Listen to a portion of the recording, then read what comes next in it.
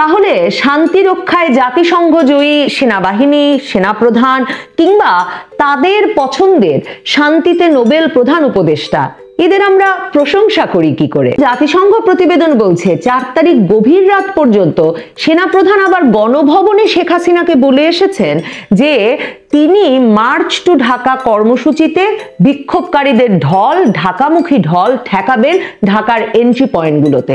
অথচ 5 তারিখ সকাল থেকে উনার বাহিনী নিষ্ক্রিয় থাকে ঢাকার মুখগুলোতে। মানুষের ঢল ঢুকতে দেয় ঢাকায়। সেনাপ্রধান একদিকে ভারতীয় সেনাপ্রধানের সঙ্গে কথা বলে শেখ হাসিনাকে সেখানে পাঠানোর ব্যবস্থা করেন, অন্যদিকে রাজনৈতিক দলগুলোর সাথে বসেন ইন্টারিম গভর্নমেন্ট গঠন নিয়ে আলোচনায়। যে আলোচনায় দুপুর 3টার সময় জাতির উদ্দেশ্যে বক্তৃতা দেওয়ার আগেই তিনি সেনা সদর দফতরে জড়ো করে ফেলেছেন জামায়াতের আমির, আসিফ নজরুল থেকে হেফাজতে ইসলামের মামুনুল হক কিংবা জোনায়েদ সাকিকে।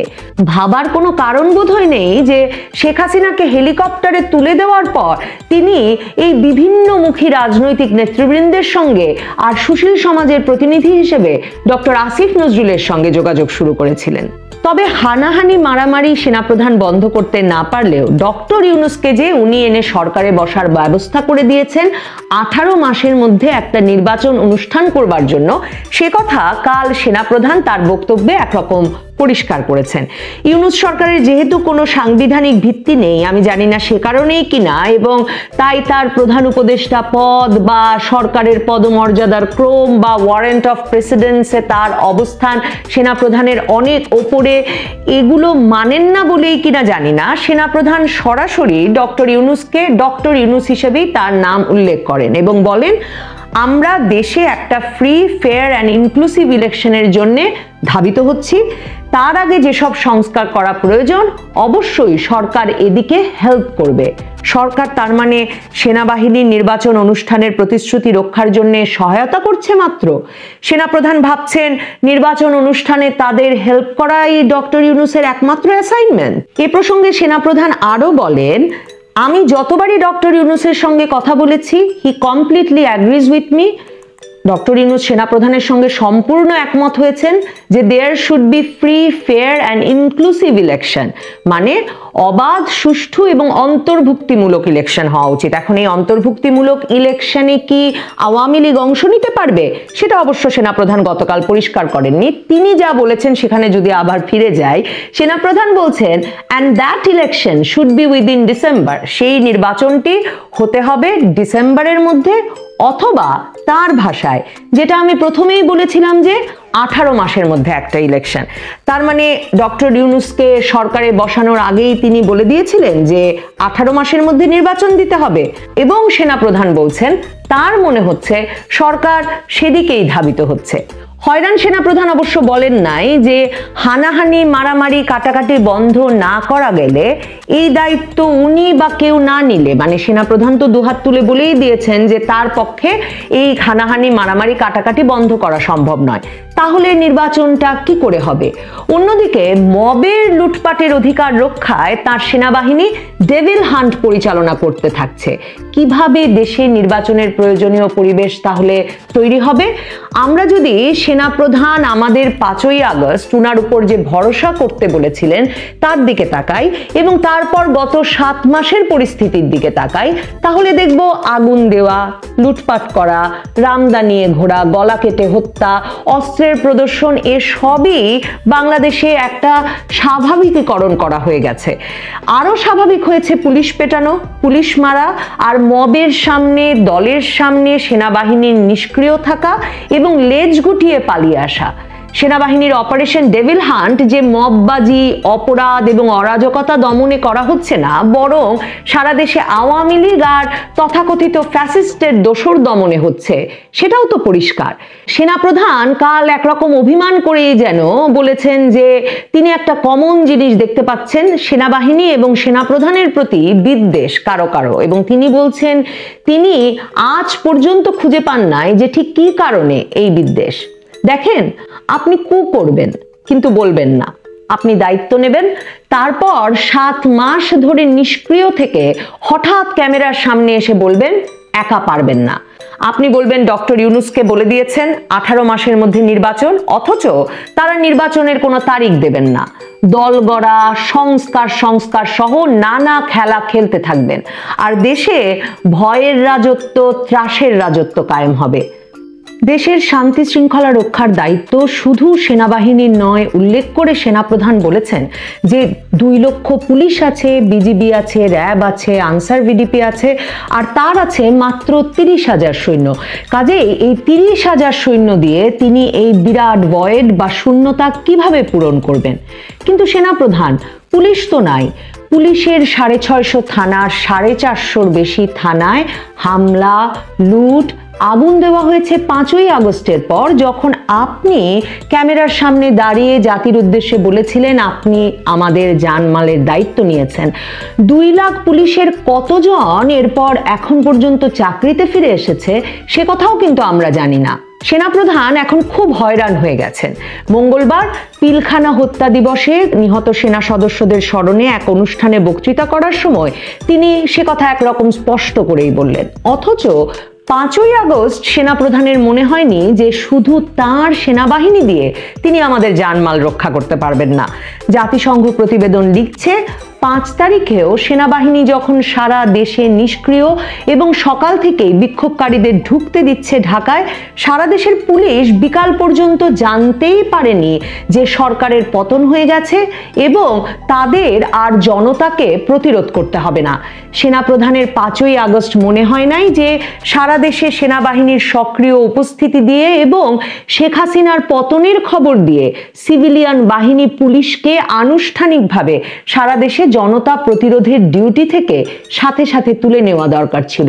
সেনাপ্রধানের মনে হয় নাই যে অত্যন্ত প্রয়োজনীয় ছিল 5ই আগস্ট থেকে ক্ষোভ প্রকাশের নামে সারা দেশে 450-র বেশি থানা ভেঙে চুরে পুড়িয়ে, পুলিশ মেরে ঝুলিয়ে রেখে, পুলিশের লাশে আগুন দিয়ে একটা 2 লাখ সদস্যের বাহিনীর সকল কার্যকারিতা, তাদের সরঞ্জামাদি অস্ত্রশস্ত্র লুটপাট হয়ে যাওয়ার পর এবং মনোবল শেষ করে দেওয়ার পর দেশের আইন শৃঙ্খলা পরিস্থিতি স্বাভাবিক করা যে তার একার কাজ নয়। বিশেষ করে যেই বাহিনী 3 তারিখ থেকেই জাতিসংঘে তাদের চাকরি রক্ষা করতে নিষ্ক্রিয় থাকার সিদ্ধান্ত নিয়েছে, সে বাহিনী দিয়ে তা বোধহয় সেনাপ্রধানের 5ই আগস্টেই বুঝবার কথা ছিল।